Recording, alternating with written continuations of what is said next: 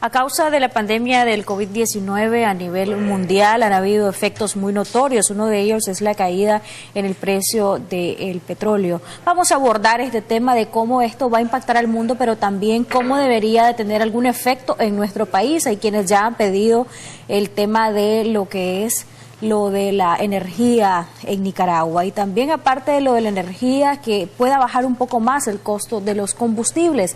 Vamos a abordar estas y otras temáticas con un experto que ya nos acompaña esta mañana. Damos la bienvenida esta mañana al ex canciller Francisco Aguirre Sacasa. Gracias por estar aquí nuevamente con nosotros. Muy buenos días, Will. Buenos días. Buenos días. Jocelyn, saludos. Bienvenido.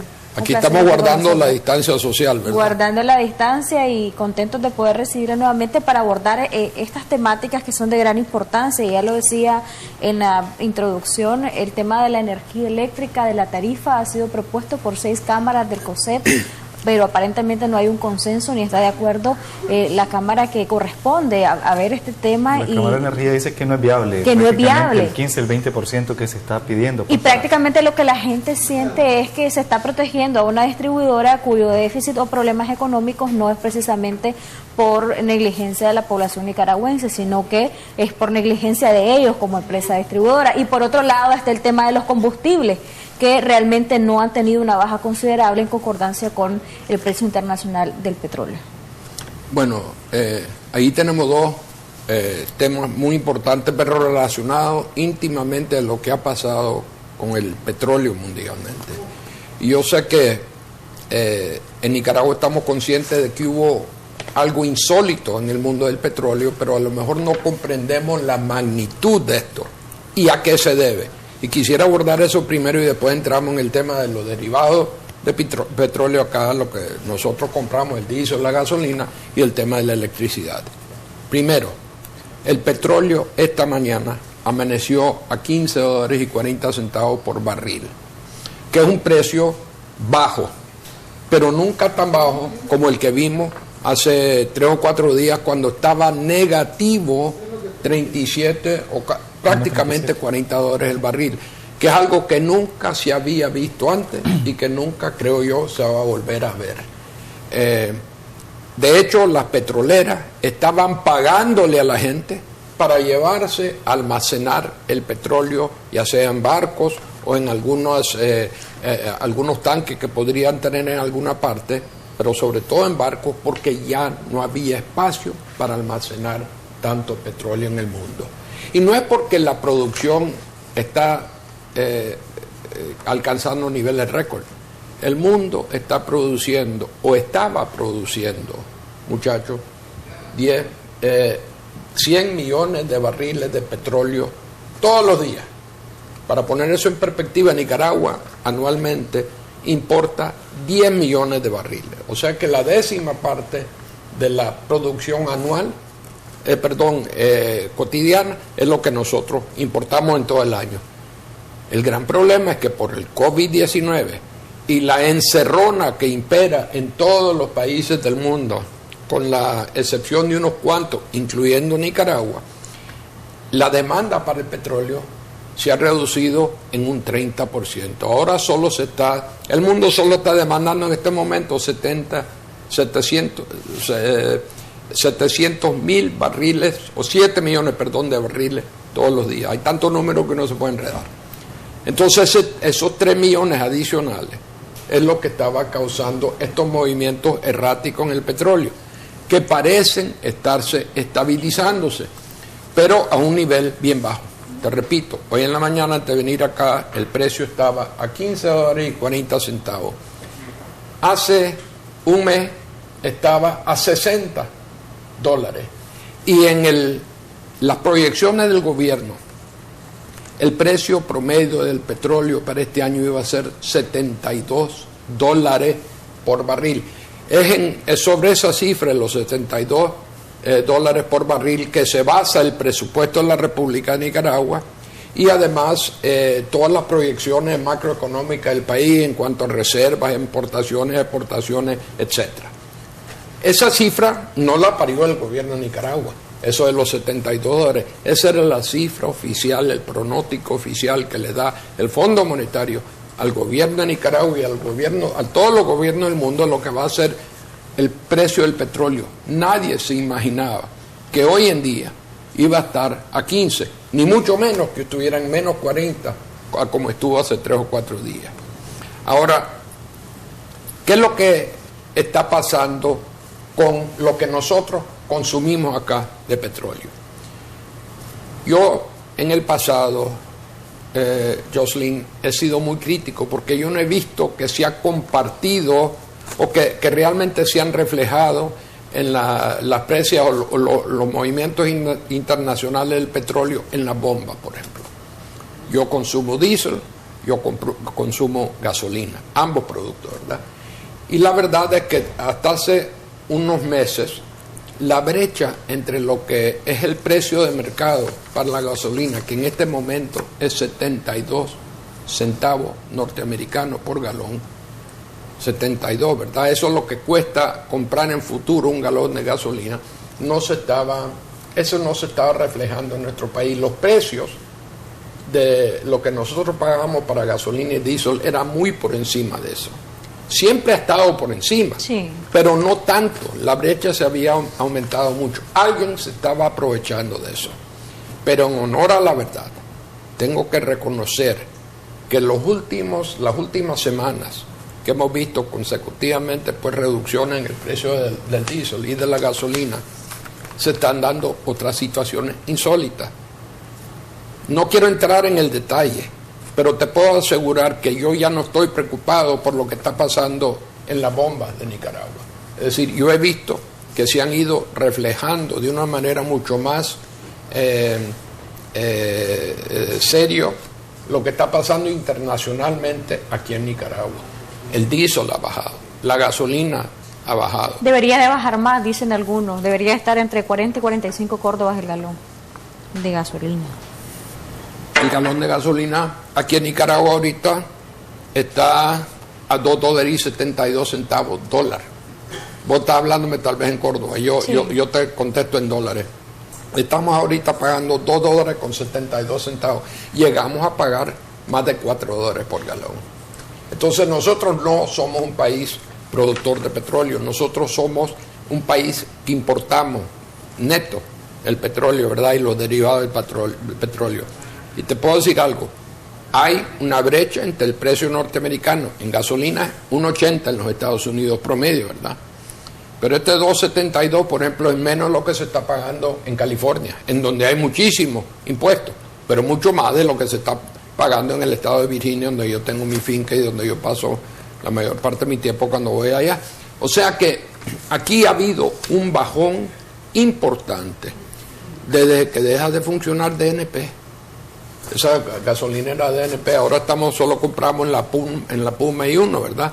No sé por qué ni cómo se ha dado este nuevo fenómeno, pero ahora yo ya no me puedo quejar en cuanto a los precios de derivados de petróleo en las bombas de Nicaragua. ¿A su juicio están acorde al impacto que debería tener? Han reflejado estos movimientos internacionales, y lo tengo que decir para que mi amigo Alfredo, pues él sabe quién es, el que me alimenta esta información y que siempre tenemos años de estar debatiendo este tema. Ya le puedo decir a él y a todos los otros, los nicaragüenses, que en este momento el movimiento es hacia precios más racionales, más responsables en cuanto a las bombas, los derivados de petróleo.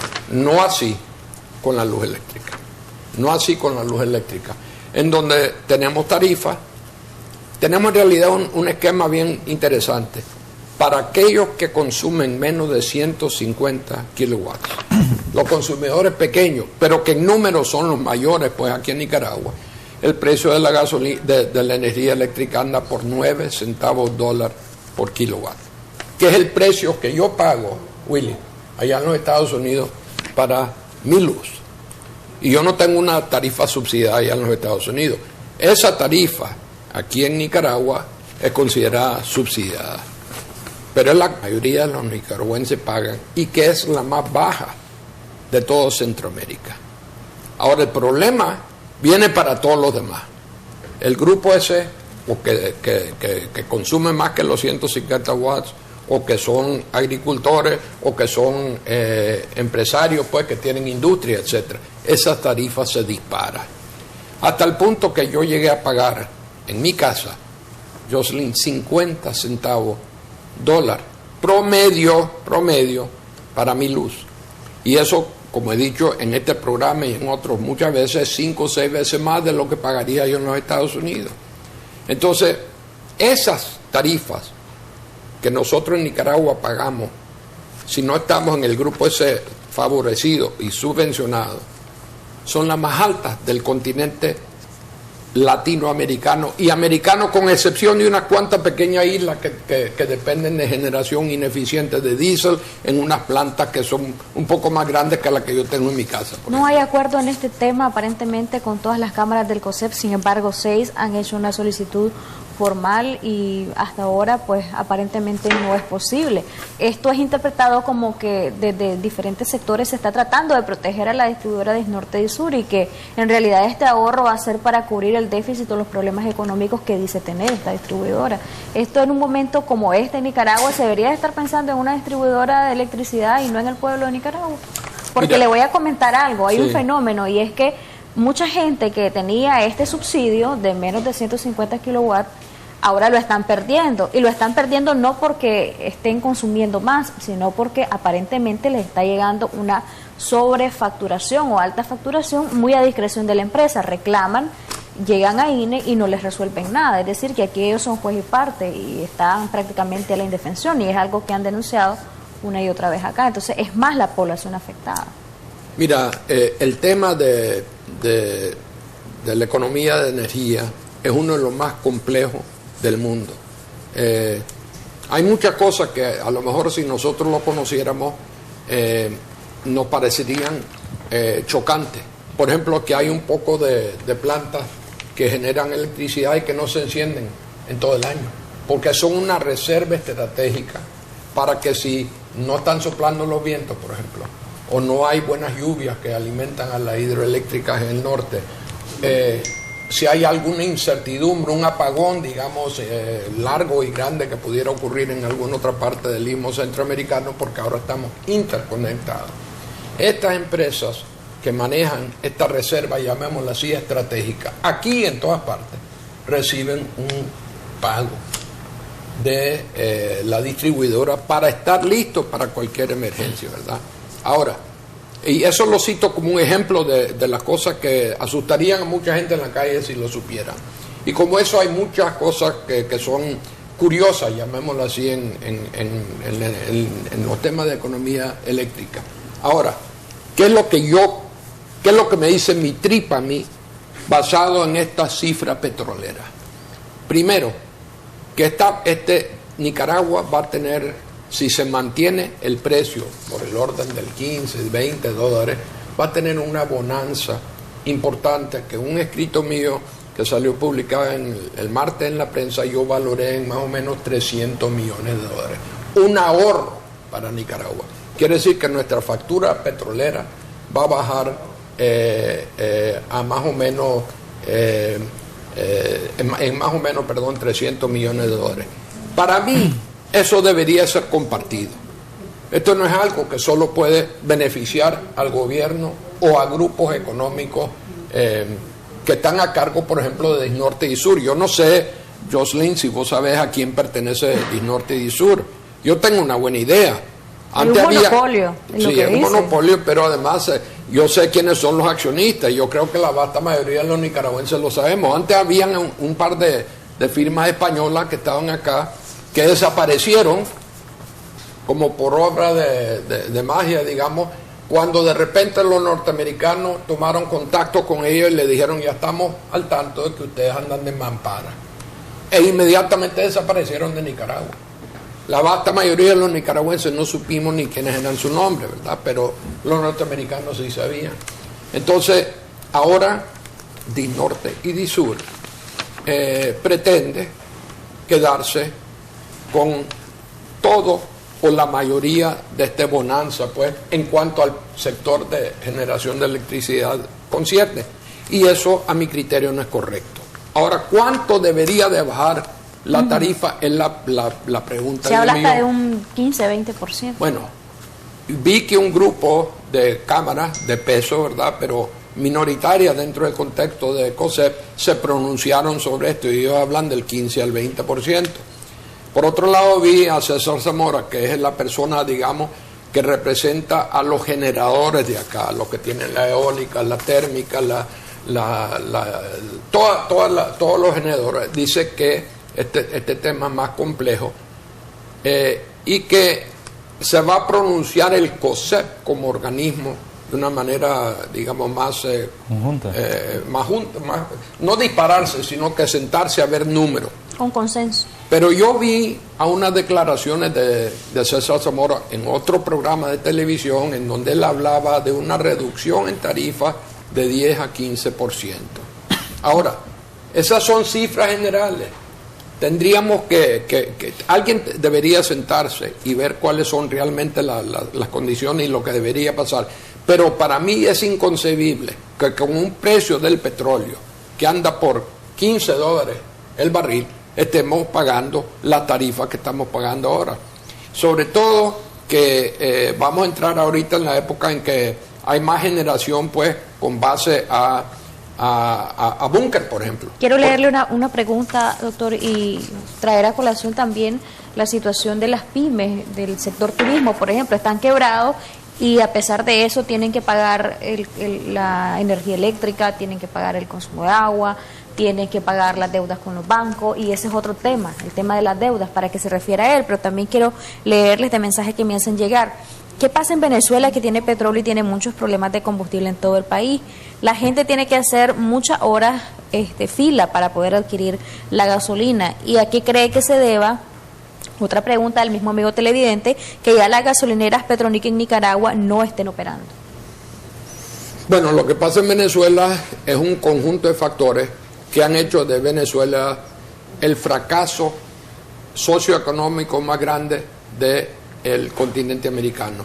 Hoy en la mañana, antes de venir acá, me di cuenta, por ejemplo, que el gobierno norteamericano le había dicho a la Chevron, que antes operaba aquí en nuestro país, que ya dejara de operar en Venezuela.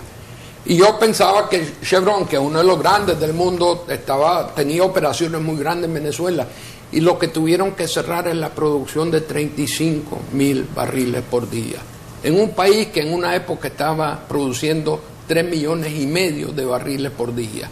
Entonces, en Venezuela, lo que está pasando, para la persona que está llamando, es que todo lo que es la administración del Estado en Venezuela se ha destruido, y no lo ha destruido los norteamericanos ni la oposición venezolana, el mal manejo por parte del presidente Chávez, que en paz descanse, y ahora, sobre todo ahora, con el presidente Maduro.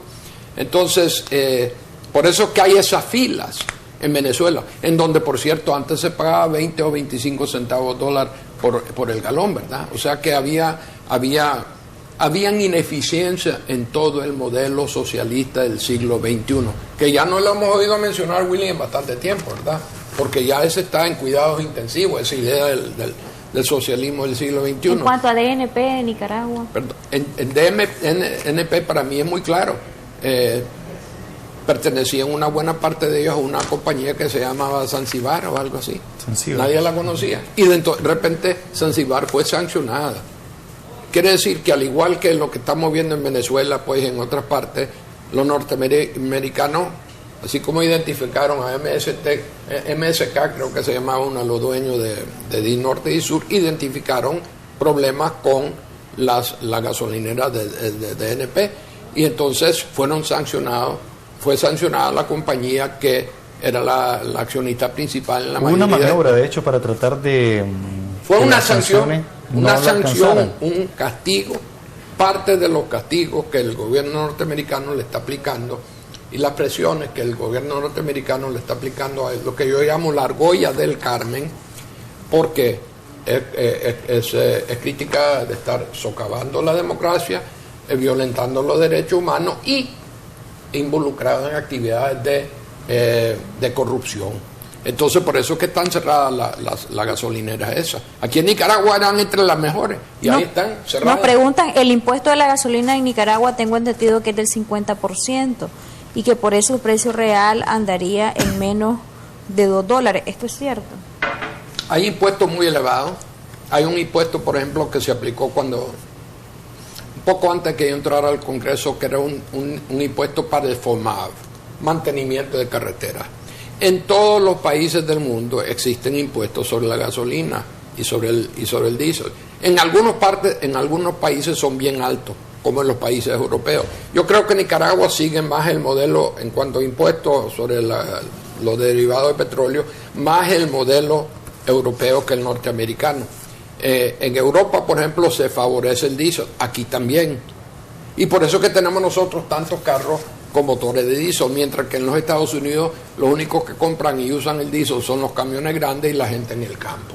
En Washington, si vos vas a una gasolinera, no vas a ver una bomba con diésel. Aquí en Nicaragua lo que más se vende es el diésel. Pero los impuestos varían conforme a políticas públicas de los gobiernos. Pero estoy clarísimo que en Nicaragua hay una carga tributaria que es más elevada que la que hay en la mayoría de los estados norteamericanos, no todos. California, te digo, tiene tiene precio más alto que nosotros. Pero hay otros ingredientes que han hecho que nosotros estábamos pagando demasiado. Y por eso me quejaba yo antes. Yo no pretendo que aquí se venda la gasolina al mismo precio que yo pago en Virginia.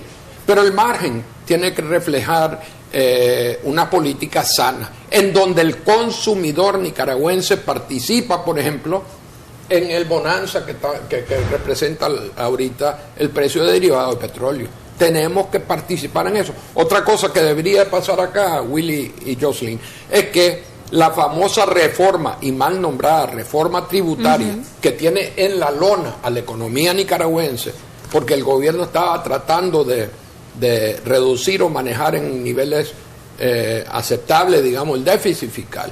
Esa reforma debería ser revista en este momento, aprovechando el bajón en el precio del petróleo, y se debería de desmantelar. La mayoría de países, incluso centroamericanos, han aprobado leyes especiales para ver la situación y el impacto del COVID-19 en cada una de sus naciones. Por ejemplo, han congelado algunos precios, han permitido en algunos países que no se paguen durante al menos 3 meses el tema del costo de la energía eléctrica, los recibos de energía eléctrica, de agua potable, entre otras cosas. Han establecido políticas para el tema de las deudas. Sin embargo, en nuestro país no se ha visto esto. ¿Se debería de hacer y de quiénes depende que esto se haga? Bueno, la decisión primordial de este tipo de cosas la toma, y sobre todo en un país como el nuestro, el gobierno. ¿Por qué le digo en un país como el nuestro? Porque el gobierno en nuestro país controla la Asamblea Nacional, controla la Corte Suprema de Justicia, controla el Consejo Supremo Electoral. Todo el poder está en las manos del Carmen, en otras palabras. Entonces, aparece con todo el aparato económico y no implementa ninguna medida. ¿Perdón? El presidente apareció con todo el aparato económico y no implementó ninguna medida. Bueno, él toma medidas para proteger a sus intereses, para ser bien franco. Pues él está tomando medidas que más que estimular a la economía nicaragüense, están protegiendo a los intereses de él, para ser bien franco. Ahora, lo que han hecho los países latinoamericanos y centroamericanos es tratar, en la medida de lo posible, seguir las medidas que se están tomando en Europa y en los Estados Unidos y en Canadá y en otras partes, que es tratar de amortiguar los costos del consumidor, proteger un poco el consumidor. Pero además, lo que han hecho los otros países es adaptar o hacer propios los protocolos para proteger a la población en contra de los efectos del COVID-19, como por ejemplo el distanciamiento personal o social, el por ejemplo permitir que haya educación en línea para los estudiantes en lugar de tenerlos todos en los colegios públicos donde están todos ellos concentrados, ¿verdad? Tratar de cerrar a eventos en donde podrían llegar muchísima gente, ¿verdad? El gobierno de Nicaragua brilla en el contexto americano, es decir, de nuestro continente americano, por decir en el fondo que no creen que represente un peligro para Nicaragua el coronavirus. Manejamos cifras de 2 muertos y 10 casos, mientras que en otros países de la región nuestra, parecidos al nuestro, como Dominicana, como Panamá, ya hay más de 5.000 casos y cientos de muertos. En Costa Rica, cientos de casos y de muertos también. Entonces la gente se pregunta, bueno, la cifra oficial para Nicaragua es 10 y 2, pero vemos tenemos dudas que esa cifra realmente refleje la realidad nicaragüense, a pesar de que hay gente que dicen pues que nosotros no tenemos tantos vuelos, pues ahorita no tenemos ninguno, ¿verdad? Pero todo esto ha creado una percepción, Jocelyn, de que el gobierno de Nicaragua no solo tiene problemas con la democracia, no solo tiene problemas con el respeto a los derechos humanos y con la corrupción, sino que no le está parando bola a la coronavirus. ¿Qué significa esto? Que el mundo desarrollado acaba de decidir en Washington ayudarle a los países pobres, más vulnerables, que están siendo afectados por la coronavirus. Y el Fondo Monetario Internacional en particular ha inaugurado ciertos instrumentos nuevos que no existían hace 2 meses, que les permite otorgar préstamos en condiciones muy favorables a aquellos países que están combatiendo el coronavirus o mitigando sus efectos. En solo nuestro istmo, hasta la fecha, Honduras ha recibido 143 millones de dólares del Fondo Monetario, que fueron desembolsados el 31 de marzo. El Salvador, 389 millones. Y Panamá, 515 millones. Los otros países que faltan, Costa Rica y Guatemala, ya están en la tubería para recibir esta ayuda extraordinaria del Fondo Monetario. Y Nicaragua brilla por su ausencia. Y te puedo decir una cosa, por esa percepción que existe internacionalmente de que no estamos tomando en serio al coronavirus, y por ser un país sancionado por aquel país que es el que, ya digámoslo claramente, domina a estas instituciones como es el Fondo Monetario y el Banco Mundial y el Banco Interamericano, no vamos a recibir ese tipo de ayuda. Eso es lo más trágico y lo más triste de todo esto. El gobierno de Nicaragua podría empezar a darle unos bonos salariales de 300, 200 o 100 dólares, por ejemplo, a la gente aquí en Nicaragua. Algo así hizo Bukele. ¿Pero tendría fondos para esto? Esa es la gran pregunta. Tendría que tomar esos 300 millones y compartir una parte de eso con la población, tal vez a través de este tipo de bonos.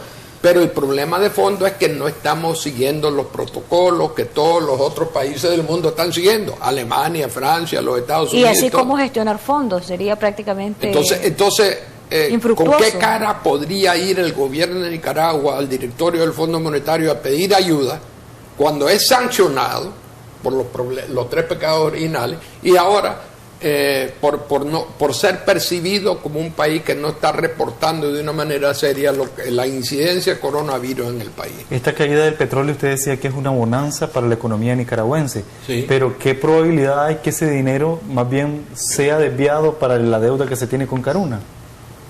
Bueno, es que toda esa deuda con Caruna yo no la entiendo.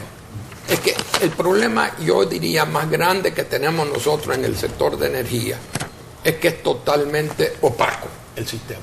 Estamos en el año 2020. En todo el mundo lo que la gente quiere es transparencia, en todo, ¿verdad? A nivel individual, a nivel estatal, eso es lo que se pide. Y en ningún país del mundo es más opaca las operaciones del sector de energía que en Nicaragua. Por ejemplo, yo entiendo que hay unos contratos con unas empresas panameñas y otras guatemaltecas. No pretendo, muchachos, entrar en el detalle de eso porque no lo entiendo. Y por más que he hecho un esfuerzo por tratar de entenderlo, la verdad es que el gobierno no tiene ningún interés en que se conozca lo que está pasando allí. ¿Por qué si tenemos nosotros una capacidad instalada mucho mayor que nuestra demanda, necesitamos estar firmando contratos con Guatemala y Panamá, y sobre todo en condiciones mucho más elevadas que lo que le pagaríamos a los generadores nuestros? ¿Quién está ganando con eso? ¿De dónde sale esa deuda de Caruna? Cuando yo estaba era el presidente de la Comisión de Producción, Economía y Presupuesto en la Asamblea, empezaron a hablar de Caruna. Yo ni siquiera sabía que era Caruna, yo no sé si yo lo sabía hace 10 años, y de repente se convierte en un enorme prestamista al sector eléctrico. Honestamente, yo no quiero comentar sobre algo que yo no domino y que nadie domina más que un grupo muy selecto, y no creo que incluya a la gente de COSEP, por cierto. Esta es una cosa que lo está manejando como que si fuera una empresa familiar el gobierno de Nicaragua, el Carmen. Y el INE, vos mencionaste que antes la gente podía ir al INE. Cuando estaba David Castillo, efectivamente llegaban alguna gente a reclamar que sus facturas no eran las correctas, que pagaban luminarias y las luces estaban fundidas, que los medidores estaban quebrados, que no servían. Ahora ya nadie va, porque nada. Vos vas a ¿cómo se llama? A la oficina aquí de Norte y Sur, no, metes un reclamo, vas al INE, no va a llegar a ninguna parte, vas a perder tu tiempo. Esa es la percepción que tiene el pueblo de Nicaragua. Entonces, ¿qué es lo que está pasando acá? Lo que yo llamo la dominicanización del consumo de energía en Nicaragua. ¿Qué quiere decir eso? En la República Dominicana, cuando yo la tenía a mi cargo en el Banco Mundial hace varios siglos, yo iba a la República Dominicana y nadie compraba la energía de la Unión Fenosa o de la ENALUF, pues que es el viejo nombre del Disnorte y Disur aquí en nuestro país. ¿Por qué? Porque era corrupta, porque no era transparente en su manejo y era ineficiente. Esas tres cosas se pueden decir ahorita de Disnorte y Disur. La gente no cree en ellas. Entonces, ¿qué es lo que hicieron los dominicanos? Empezaron a comprar plantitas pequeñitas de gasolina, otra más grande de diésel. Ahora me imagino que están con energía solar o hasta eólica, pero en el fondo todas esas son menos eficientes que grandes plantas térmicas o de hidro o eólicas, que son los activos que tienen los generadores de Nicaragua. La gente se pregunta quién gana con todo este monopolio, porque por ejemplo, en el caso de las empresas de telefonía celular, al menos hay 2, 3, hay competencia, uno puede elegir, pero con Disnorte y Disur prácticamente estás de manos atadas. Al final tenés que consumir, que ser partícipe de este servicio, sí. No tenés otra opción. Sí, aquí tenemos por el momento a la vasta mayoría de los nicaragüenses interactuando con Disnorte y Disur en una situación de desventaja y en donde no hay ninguna transparencia. Ahora, quiero decirte que hay cosas que sí ha hecho bien el gobierno en el área de energía eléctrica. Por ejemplo, ahora el 95, 96, 97% de la población tiene acceso a energía eléctrica, así como la cantidad de nicaragüenses que tienen acceso a teléfono es altísimo también. Aún en la zona más recóndita de Nicaragua va a haber gente, campesinos que anda con su teléfono celular y gracias a la luz eléctrica vos va a ver, y lo he visto con mis propios ojos, Jocelyn, a una familia o a lo mejor 2 familias viendo en la noche su televisión en colores en los lugares más recónditos de Nicaragua. Esos son activos pues del gobierno. El gobierno está haciendo inversiones que son positivas. El puente en Malacatoya, por ejemplo. Es increíble. La carretera pues que une a Bluefields con el resto del país es algo que es un logro indiscutible. Pero en este tema de la energía eléctrica, el gobierno tiene, o los dueños de Disnorte y Disur, puede ser que estén ellos ganando, pero en cuanto a su bolsillo concierne, pero políticamente esa guerra la perdió. La han perdido totalmente. Y yo creo que no es un secreto para nadie, ni dentro ni sobre todo fuera de Nicaragua, el hecho que hay un problema, una pudrición en este tema de Disnorte y Sur. ¿Qué puede hacer la oposición? Veríamos de una crisis política y económica fuerte, de un embate fuerte a los televidentes que nos están sintonizando, mucha gente en el desempleo, hay más gente en el desempleo ahora con esto del COVID-19 y muchos se preguntan, bueno, estábamos fregados y ahora estamos más fregados, en el buen nicaragüense hablando, pues, ¿qué se puede hacer? ¿Qué deberían de hacer los sectores de oposición en nuestro país? Muchos dicen no podemos dar tregua, unos dicen vamos a reunirnos con el gobierno, queremos pedirle al gobierno podernos reunir para ver el tema del COVID-19 y enfrentarlo juntos. Otros dicen no nos vamos a reunir con el gobierno ni siquiera para este tema porque es como darle tregua, primero tiene que cumplir lo que ya se ha acordado. Bueno, yo escribí un artículo sobre la tregua, ¿verdad? Y yo me basé en lo que está pasando en todo el mundo. En todo el mundo, aún en países altamente polarizados como en los Estados Unidos, vos ves en el Congreso y en el Senado norteamericano, republicanos y demócratas aprobando por unanimidad medidas para enfrentar el problema del COVID, ¿verdad? Dejan de un lado su pugna política y se dedican a abordar el problema económico y la lucha contra el COVID. Cuando hay interés de nación. ¿Ah? Cuando hay interés de nación. Exactamente. Entonces, eso es lo que yo llamo tregua. Algunas personas de la oposición no les ha gustado eso.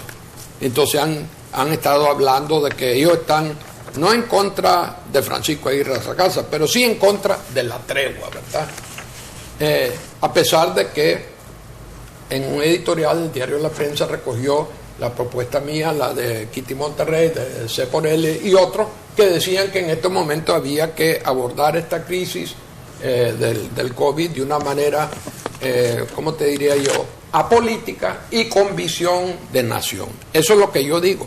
En mi escrito también decía que para que el gobierno pudiera participar en un diálogo sobre cómo abordar el tema del COVID, tendría que dar manifestaciones de buena fe, como por ejemplo poner en libertad a los 80 prisioneros de conciencia que todavía existen, y tal vez empezar a pagar reparaciones a las familias que perdieron familiares o seres queridos en la represión que hubo en el año 2018 y 2019. Bueno, no les gustó a ellos, pero ¿qué es lo que ellos están haciendo?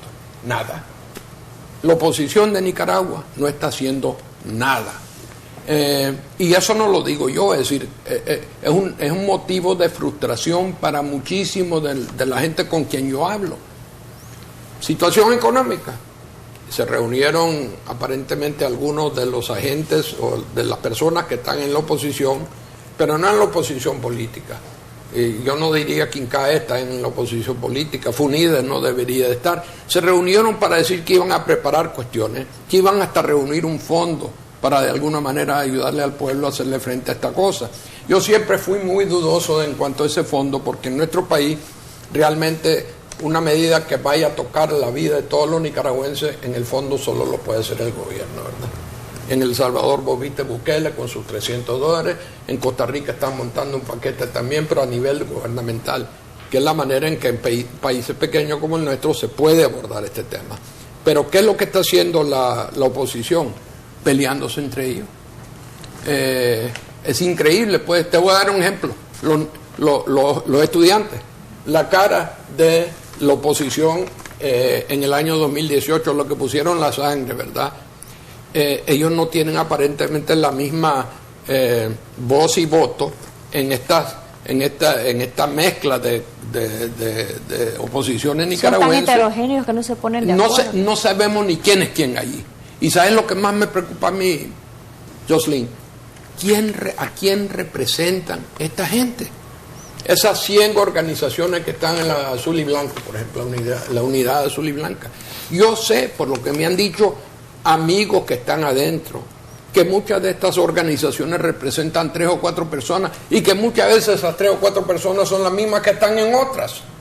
Estos no son ni partidos de salón, son cosas mínimas. Y en cuanto a los individuos que están aún algunos de ellos pues, en la Alianza Cívica, pueden tener mucha visibilidad, pero yo no sé cuánta gente pueden ellos poner para defender el voto en el día de una elección libre y transparente, que es lo que todos aspiramos a que vaya a ocurrir acá en noviembre del año 2021, ¿verdad?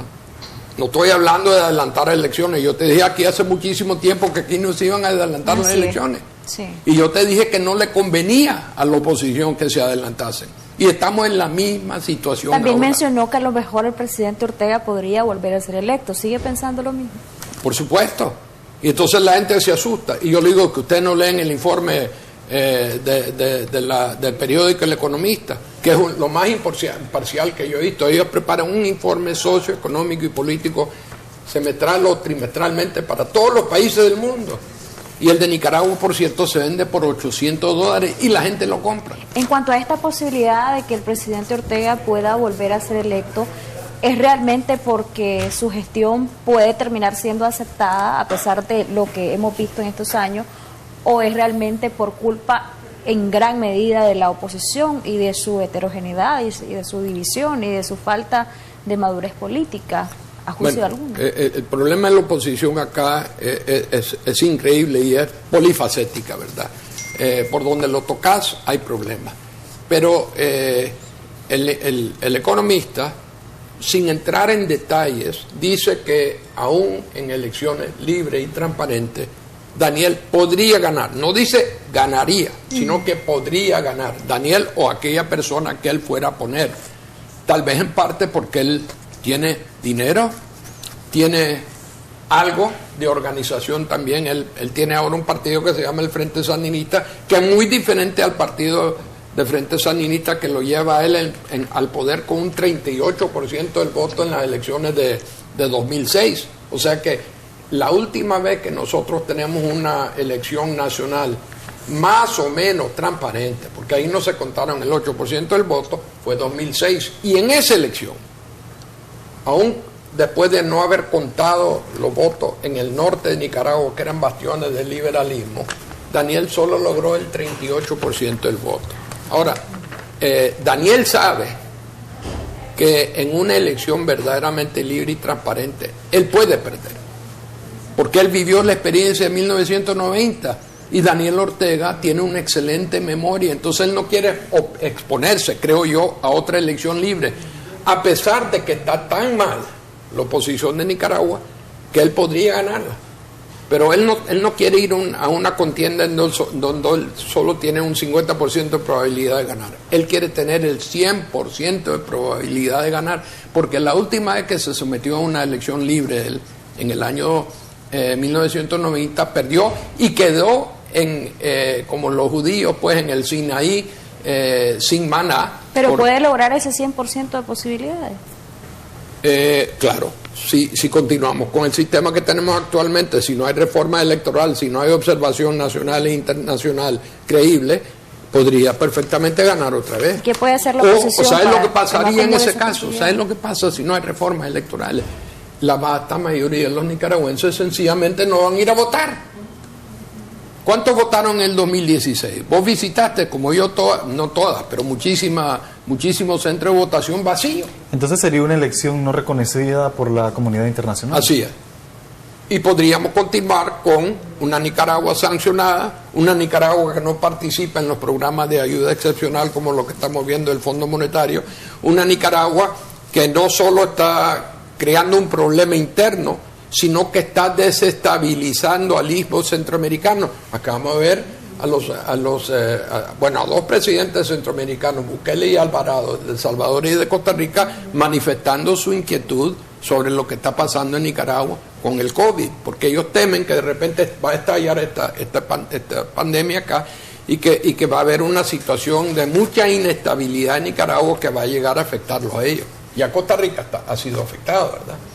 Ahora está poniendo un hospital prácticamente móvil en la frontera con Nicaragua, los costarricenses. Entonces, todo esto hace de Nicaragua un país que no solo puede tener o crear problemas internos para su población, sino que podría desestabilizar a todo el istmo centroamericano. Hay una proclama que se firmó en febrero 25 de Coalición Nacional. Sin embargo, todavía está en proceso de formación, de estructurarla, prácticamente está en ese papel nada más, en esa proclama, y en intentos, dicen algunos expertos. Ahora bien, ¿qué deberían de hacer del lado de la oposición para ver con sabiduría, también llamémosle de alguna manera, este tema del COVID-19, para ver el tema de las reformas electorales, para ver el tema del cumplimiento de acuerdos en el segundo diálogo o negociación? Hemos visto que la estrategia ha sido dar comunicados constantes, hablar a los medios de comunicación, hablar de su representación, entre otras cosas. Sin embargo, deberían de ejecutar otras acciones. Ustedes, a su juicio, decían no están haciendo nada. Entonces, todo prácticamente ha quedado a voluntad de que si el presidente Ortega decide sentarse, decide abrir una nueva oportunidad de diálogo o negociación. ¿Pero qué se puede hacer realmente? ¿Cuál sería su recomendación? Bueno, no podemos seguir con el status quo. Es decir, no podemos seguir. Vos mencionaste lo del 25 de febrero. De repente un día van un grupo de ellos a El Salvador, cuando todavía habían vuelos pues de un lado al otro. Y entonces regresa y dice, ahora venimos con esta nueva solución, el lanzamiento de una coalición nacional. Y va a ser una cosa importantísima, el 25 de febrero va a ser un hito, un parteaguas en la historia de Nicaragua. Y ahora Han pasado más de un mes. ¿Y cuáles son los frutos de eso? Vos me acabas de decir, Jocelyn, que no se ve nada, ¿verdad? Entonces, yo estoy claro de que hay una asimetría de poder acá. Yo estoy claro que de una manera convencional, internamente Daniel puede creer que él ganó. O por lo menos puedes decir que él ha ganado. Pero en el fondo tiene miedo porque él sabe que si se reúnen los nicaragüenses en la calle, de repente retoman a las calles. Si hay elecciones libres y transparentes, de repente las pierde como las perdió en el año 1990. Pero la oposición, esencialmente, en este momento brilla por sus luchas internas, mezquinas, por un grupo de ellos que yo creo que quieren que el status quo continúe. Porque para algunos de ellos, esta crisis institucionalizada es rentable. Entonces, si para vos una situación es rentable, vos no querés que se acabe. No hay un incentivo para llegar a un puerto seguro. O sea, y esa es una parte personales del problema, esa es una parte del problema de algunos de los llamados líderes o rostros que nosotros vemos en la televisión o escuchamos en la radio de la oposición. Y no me estoy, digamos, limitando no he dicho que es la Alianza Cívica, pero hay personas que todos sabemos quiénes son y que muchos sabemos que en este momento se están beneficiando de la crisis. Quiero leerle brevemente un comentario que me han enviado. Dice, aunque The Economist haya dicho que Daniel podría ganar en unas elecciones, otras voces consideran que eso es imposible porque la correlación de fuerzas es mucho más favorable a la oposición, razón por la cual el Carmen no acepta las reformas necesarias para que los comicios sean realmente libres, pues se aferran al poder. Por esta razón es que hoy el régimen se niega negando a cambiar el sistema electoral. Bueno, yo creo que lo que está diciendo esa persona nos lleva a uno de los problemas grandes de la política nuestra, y es la pasión. Cuando yo hablé de la tregua, por ejemplo, Jocelyn, la gente que están apasionados en contra de Daniel Ortega empezaron a arremeter contra mí, ¿verdad? ¿Cómo es posible si Daniel Ortega haya perdido, nadie votaría por él? Es un desastre que aquí nosotros ya ganamos. Lo tenemos loco, ¿verdad? Pero esas personas tampoco están seguros de que pueden lograr una victoria, si ni siquiera han logrado unirse entre ellos, por favor. Es decir, aquí hay una falta de habilidad interna, si no fuera por las sanciones norteamericanas y canadienses, porque hasta la fecha no se han dado las sanciones europeas, y te voy a decir que ahora ya no tengo la misma esperanza que abrigaba yo hace 6 meses de que eso se iba a dar. Puede que no se den. No se den. ¿Y sabes por qué? Porque ha habido un cambio de gobierno en España, y España, a mi criterio, es el puente entre Europa y las Américas, y si el gobierno de izquierda y de extrema izquierda española sigue en el poder en España, como están en el poder ahorita, yo dudo que ellos vayan a instar a los países de la Unión Europea a sancionar a Nicaragua. Quiero leerle un par de mensajes que me han enviado, doctor. Nos dicen, pero si el presidente Ortega pudiese volver a ganar, lo haría bajo fraude.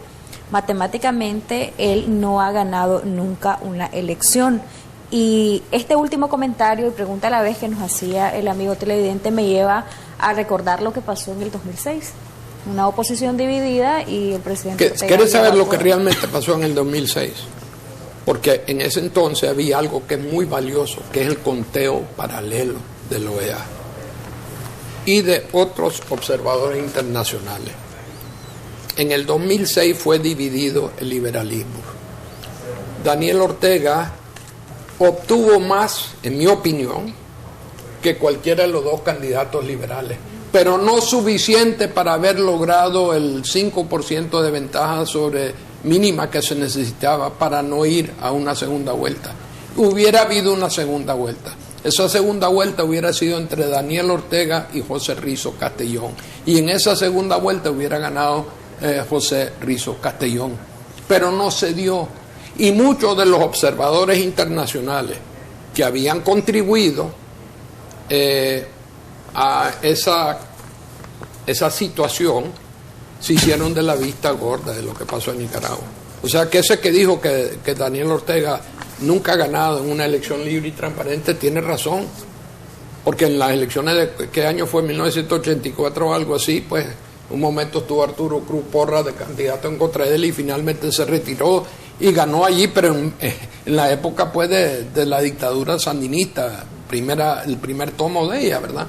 Entonces Daniel está clarísimo de todo eso, pero también está clarísimo en que él tiene la bendición de una oposición que carece de madurez, que como te digo yo, está haciendo todas las cosas mal. ¿Lo de esta oposición es herencia política de la clase política vieja?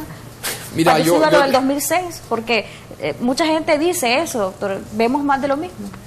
Bueno, yo he visto eso sobre todo entre jóvenes que han venido a tu programa, personas con quienes yo me he reunido, ¿verdad? Y que a mí se quejan de las barbaridades que están pasando en el seno de esa coalición nacional, ¿verdad? Son personas que creen que ellos deberían de tener una voz y un voto, porque ellos representan la juventud que estaba en la brecha cuando estaba en su fulgor, digamos, el levantamiento genuino, espontáneo, autoconvocado, popular en contra del gobierno, ¿verdad? Y entonces esa gente cree, los cuenta. Mira, yo he dicho en algunos escritos míos o entrevistas mías que Daniel tiene infiltrado a la oposición, pero es facilísimo infiltrarla porque se vienen peleando entre ellos. Y entonces todos los miembros que están en algún momento teniendo desavenencia con otros van y hablan a todo el mundo de sus problemas. Lo más transparente que hay en Nicaragua ahorita es la oposición nicaragüense y el despelote que hay en el seno de ella. Despelote total y completo. Y la única razón por la cual Nicaragua está todavía, o Daniel todavía está pasando unos momentos difíciles, es porque hay agentes internacionales, países pues internacionales que están sancionando. ¿Qué posibilidades hay de que pueda surgir otro nuevo grupo de oposición que sea totalmente la cara que la población en su mayoría está esperando, no con estos tipos de diferencias que están acumulando en esta coalición? Yo creo que en el momento que se logre organizar una oposición seria, ¿verdad? Y no quiero retomar la idea esa famosa de la visión de nación. Yo creo que aquí el programa de gobierno, que todavía no conocemos cuál es el programa de gobierno, ni sabemos cuáles son realmente las reformas electorales consensuadas entre todos, ¿verdad? Y yo tengo un grave problema con el problema de la representatividad o la falta de ella. El momento que se presente eso, trabajando de una manera más disciplinada en el país, podríamos llevar Daniel Ortega a una negociación que tendría como un fruto eventual una elección libre, transparente y observada, porque Daniel Ortega está siendo afectado por las sanciones internacionales. Empezamos hablando de la DNP que están cerrados y las sanciones creo yo que no han terminado. Yo creo que van a continuar porque los que están actuando disciplinadamente en cuanto a la oposición a Daniel Ortega ahorita están en Washington. Ya te dije, yo no veo que Madrid vaya a organizar de repente un enorme, ojalá que me equivoque, ¿verdad? Pero la verdad es que yo no veo a Madrid listo para sumarse a los Estados Unidos y a Ottawa, a Canadá, al movimiento de sanciones. Yo les he dicho a ustedes, una cosa es el Parlamento Europeo y otra cosa son los países individuales. El Parlamento puede estar lleno de personas que están proclamando o firmando declaraciones en contra de Daniel Ortega, pero los operativos aquí están en Bruselas, en Madrid, en París, en Roma y en Londres. Y esos países tienen una cosa que favorece a Daniel, tienen sus problemas del coronavirus. Y eso es una distracción. Daniel Ortega habla mucho en los imponderables. La coronavirus es un imponderable para él, que lo beneficia, cree él. El tema del coronavirus debería ser una oportunidad idónea para el presidente Ortega y para reflejar transparencia, reflejar que es un gobierno que se preocupa por Nicaragua y no un gobierno que se preocupa por un sector o que hace las cosas al revés, dicen algunos. Quiero leerle otros mensajes de texto que me han enviado en cuanto a las elecciones del pasado, incluidas las del 2006. Durante ese tiempo ya estaba Roberto Rivas en el Consejo Supremo Electoral y esa elección fue cuestionada. Desde en ese momento ya se carece de credibilidad. ¿Se carece de qué? De credibilidad. Totalmente de acuerdo. Para mí la última elección libre, transparente y creíble en Nicaragua fueron las municipales del año 2004. En el año 2004 todavía teníamos la esperanza de que los votos en los municipios se estaban contando de una manera que era realmente creíble. En el 2006 las elecciones fueron cuestionadas porque el 8% de los votos no se contaron y como consecuencia se le dio la victoria a Daniel Ortega en primera vuelta cuando él no la ganó en primera vuelta. Esa es la realidad. Y te dice alguien que en ese momento, y después en conversaciones que he tenido con gente que estuvieron vinculados al conteo rápido, me han contado. O sea que no es un invento mío, no es una fantasía, no es una novela, esta es realidad. Ya vamos a finalizar, pero sí me gustaría que no dejemos en el aire el tema de la situación de afectación severa que tiene el sector turístico, por ejemplo, en nuestro país. Los empresarios pequeñitos del turismo están severamente afectados, se les sigue cobrando, se les ha cortado el servicio de fluido eléctrico, los bancos les siguen cobrando a los mismos intereses, las microfinancieras también, y todo el mundo brilla por su ausencia, los actores que deberían de ver este tema y de mostrar solidaridad con esas personas que al final han sido un agente económico súper importante, uno de los más importantes en nuestro país. Mira, el turismo ahorita en Nicaragua diría que probablemente el sector que más ha sido golpeado. Si vos vas a hoteles grandes, internacionales, como el Inter Metrocentro, el Crown Plaza que está aquí nomás cerca, esos hoteles que pertenecen a cadenas importantes están en una situación extremadamente precaria. Creo que el Crown Plaza, por lo que vi en alguna parte, prácticamente está cerrado. Entiendo que el Metrocentro también está prácticamente cerrado. Los restaurantes, los hoteles, las playas en Tola, todo eso está vacío. No hay nadie ahí. El Mucul, el Hotel Mucul, tal vez el más icónico de Nicaragua, cerrado.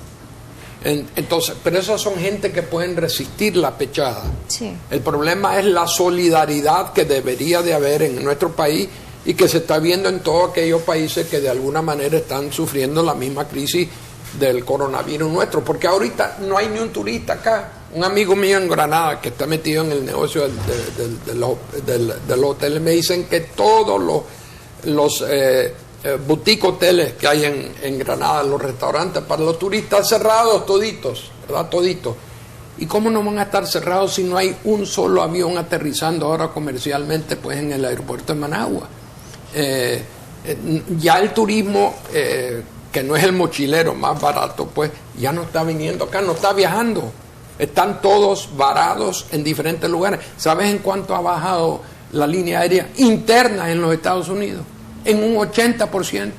Yo tengo un hijo que vive y trabaja en Nueva York y Los Ángeles. Antes habían en una de las líneas aéreas que se llama JetBlue 10 vuelos al día, jumbo, grande, entre Los Ángeles y Nueva York. Ahora solo hay 2 al día y van vacíos. Entonces, en este momento, el sector turismo ha sido más afectado que la construcción, más afectado que el comercio. Es decir, esta es una zona devastada, un país devastado económicamente. Tan devastado que el Fondo Monetario dice que nuestro crecimiento este año va a ser negativo, 6%. ¿Urgen entonces políticas gubernamentales económicas? Por supuesto. Yo te dije que teníamos que compartir el beneficio de los 300, 400, 500 millones de dólares que representa esta bonanza del petróleo. Entonces, eso se tiene que ver reflejado en tarifas más bajas. ¿En cuánto? Se lo dejó los expertos. Pero te recuerdo que dijo en su momento en otro canal de televisión, César Zamora, que él estimaba que era entre un 10 y un 15%. Pero también a través de programas que beneficien a la gente que han quedado desempleados. ¿Sabes lo que ha crecido en este país en los últimos 4 años? El desempleo y la pobreza. Eso es lo que ha subido en este país.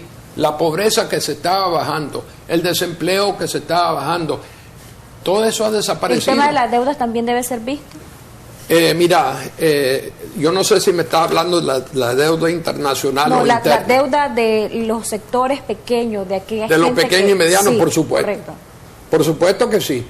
Pero todo esto tiene que ser, para ser creíble y para realmente generar, digamos, el respaldo de todo el pueblo y de toda la gran familia nicaragüense, es despolitizarse. En este momento la tregua que yo creo que es necesario que se dé es más necesaria que nunca. Pero tenés que dejar afuera a los políticos, los que solo están hablando política porque les conviene que continúe la crisis. ¿Entendiste eso que te estoy diciendo? Si ellos están beneficiándose, ese es el programa de solidaridad de ellos. Estaré yo bien, gracias. Entonces, lo que nosotros necesitamos, y empecé a ver que en el COSEP se está pensando en eso, ¿verdad? En el INCAE también, ver cómo se logra no hacer desaparecer el problema político, porque ese se tiene que resolver. Tenemos que de alguna manera llevar a todos los nicaragüenses, en donde todos estamos perdiendo, nadie ganó, todos estamos perdiendo, a ver que está en el interés de ellos, que se empiecen a resolver los problemas económicos, sobre todo de los más necesitados, los que no pueden sobrevivir de un día al otro. Tanto el gobierno como la oposición deben de poner intereses. Ahora, te voy a decir algo, para mí es más imprescindible el gobierno con la oposición, porque la capacidad de ser operativo de la oposición en este momento, lo hemos visto, es cero, prácticamente cero, y hay gente ahí muy valiosa. Por ejemplo, yo creo que Carlos Turner es un tipo de primera, como rostro pues de la oposición, una persona de primera. Hay muchísimas otras personas bien intencionadas allí. ¿Qué podría hacer entonces que el gobierno se flexibilice a ver este tema del COVID-19 con la oposición, si la oposición no tiene mucha incidencia a su juicio? Pues yo creo que en algún momento el gobierno tiene que tomar un liderazgo que tampoco ha tenido. El gobierno debería de ser mucho más transparente en cuanto al COVID, debería de preocuparse por levantar la economía nicaragüense, por empezar en el peor momento del año 2018. Voy a confiar en vos una cosa que ocurrió. Nos invitaron un grupo de inversionistas extranjeros que no viven acá a comer en un restaurante, uno de los más icónicos de Nicaragua, cerrado totalmente, no había nadie allí. Y empezaron a hablar de eso, porque ellos tienen inversión en todos los países centroamericanos. Yo les dije, bueno, ¿y dónde ponen ustedes? ¿En qué lugar ponen ustedes Nicaragua? Esto fue en el año 2018. Después de hablarme barbaridades de lo mal que estaba Nicaragua y lo bien que estaban algunos otros países, en tercer lugar en Centroamérica, de los 6 países. Por encima de Honduras, por encima de Guatemala y por encima de El Salvador. Solo Panamá y Costa Rica no ganaban, según estos extranjeros, ¿no? Y son gente que tiene cientos de millones de dólares, cada uno de ellos, en Centroamérica. O sea, no son soñadores. Si eso creían ellos en el año 2018, imagínate lo que podríamos nosotros generar en Nicaragua si todos los nicaragüenses comenzáramos a remar en la misma dirección, en temas del COVID, en temas de la depresión económica que estamos viviendo y en el tema político. Pero en este momento, el de COVID, que no lo hemos empezado a sentir todavía, estamos los centroamericanos donde estaban los norteamericanos tal vez el 1 de marzo. Entonces, si nosotros no nos despertamos y no empezamos a realmente empezar a proteger a nuestra población contra el coronavirus, y si no empezamos a levantar a nuestra economía, estamos listos y servidos, Jocelyn, listos y servidos. Y la política, el gobierno, ahí donde tienen que ellos mostrar buena fe. Por eso que yo digo, poner en libertad instantáneamente, en libertad, a los 80 prisioneros de conciencia. Dejar de estar reprimiendo a gente como lo están haciendo ahorita en Ometepe. Yo no sé qué pasó allí, pues, pero Ometepe no va a resultar en una revolución que representa un peligro para el gobierno. Viniendo para acá, vi salir de la cueva de ellos a 20 de esas camionetas tinas cargadas de gente, ¿verdad? Yo no sé para dónde iban, pero es el momento de relevo, pues andan en toda la rotonda cambiando a su gente. Esos son gatos innecesarios. Lo que nosotros necesitamos es armonía, paz, democracia y crecimiento económico, y un escudo contra el COVID. Gracias por habernos acompañado. Muchas gracias a ustedes. Vamos a hacer un breve corte comercial. En un momento vamos a regresar con mucho más de su revista Acción 10 en la mañana.